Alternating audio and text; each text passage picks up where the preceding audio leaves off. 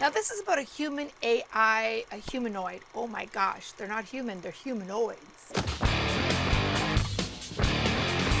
Hi everyone, I'm Melissa. Welcome back to Out There. Check out the sci-fi flick Simulant. Now this is about a humanoid AI who attempts to win over the heart of a widow while he's on the hunt by government agents.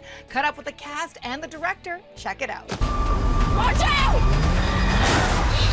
I had that dream again. I thought you would help. Congratulations on this great film. I had a chance to watch it. And what I love about it is, though it's in the near future, it's very grounded in reality. And April, as the director behind this, how did you tackle the subject matter in this kind of sci-fi world? To be honest, as a director with this one, I really tried to stay hands-off to give the audience freedom to choose which character they were rooting for, and I really wanted it to leave them with a lot of thought-provoking ideas at the end of the screening. So as much as I'm always like a big advocate for humanity and human beings, I tried really hard not to sway the pendulum one way or another. And, you know, we worked with Robbie to give the simulants a lot of compassion and beautiful sort of vulnerability, and I didn't want to make anyone be strayed away from sort of the simulant and human beings coexisting in an alternate world that seems all too close for comfort. There's a lot of bad code in you right now. All I want to do is eliminate those restraints so that you can be free. Let's talk a little bit about your character, Robbie, Evan. You know, Evan is a humanoid, you know, indistinguishable from human beings. How did you tackle playing this type of character? April and I talked a lot about it. How should you know that they're robots? And I think the nice thing is that you shouldn't and that you don't. And, you know, the crutch for me as an actor was then I got to ignore the robot part of it. And it was just a relationship drama with Jordana. I got to have this, you know, kind of, why isn't our relationship working on my end when she knows why it doesn't. It was just kind of fun to play with as an actor and to get to have Jordana opposite me and April behind the camera, it just made everything a whole lot easier. You are not my husband. You're a mistake. You don't mean that. Talking about your character, Jordana, for you to kind of navigate, as April mentioned, like this real world, almost so surreal.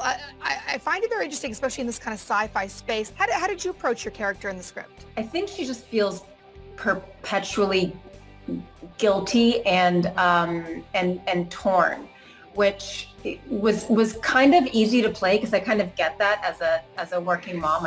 I always feel guilty and torn. But what was most challenging to me was like not to be mean, because when I read it, I was like, she's being so cruel to him because she created this. She like created the circumstances, and then just doesn't know how to deal with that guilt. Who you are can transcend who you were if you let it. April, you're dealing with an A+ stellar cast here. You come from the acting world. I always like to ask, you know, actors who are directors, do you approach it differently knowing that you come from the other side of the camera as well? I just really don't know anything different because I started acting really young and then I started directing right out of theater school. I thank my lucky stars every day that I had a solid decade and a half sort of prepping myself to communicate with actors on set, trying to pull the electricity that makes us magnetic on screen. And how do you forget all of the homework and all of the subtext and sort of be between two people or a single person and find that spark? I'm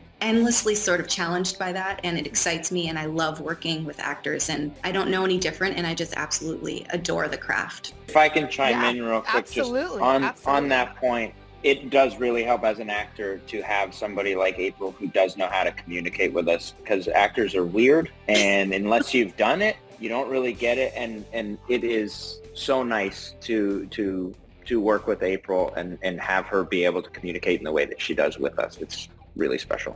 We can coexist, you know? Talk a little bit kind of fun. Are you a bit of a rule breaker yourself? Are you a by the books kind of person, you know, in terms of relating to your character? I'm a rule breaker except for like big rules. I don't like to break large rules. I don't want anything that'll get me in significant trouble, but small trouble is just fine.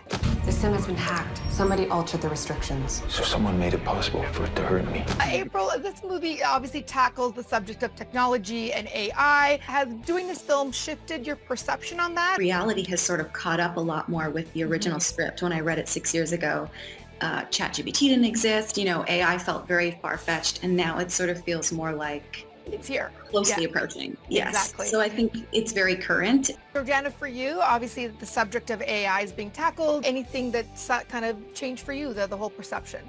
When we were shooting the film, certain things didn't exist. Literally, my husband goes, write me a poem about Jordana Brewster in the vein of Bob Dylan, and it'll do it immediately. And I'm just like, that is mind blowing that a freaking robot just did that.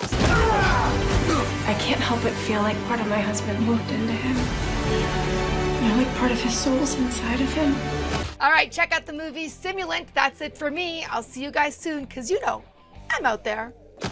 Follow me on social media at Melissa DiMarco for more exclusive content. I'll see you guys out there.